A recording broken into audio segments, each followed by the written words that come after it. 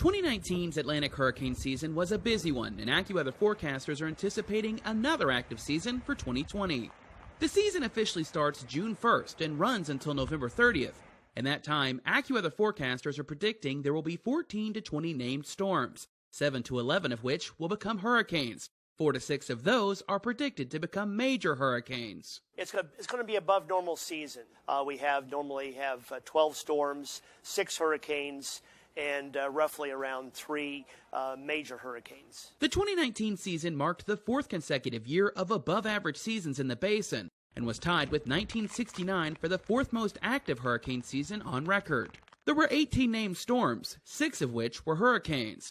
There's several indicators that this year could be similar, including the water temperatures in the Atlantic, Caribbean, and the Gulf of Mexico. The warm water is actually what drives a lot of seasons, and this year we're looking at water temperatures that are well above normal already. For the United States, 4 to 6 impacts are expected this coming season.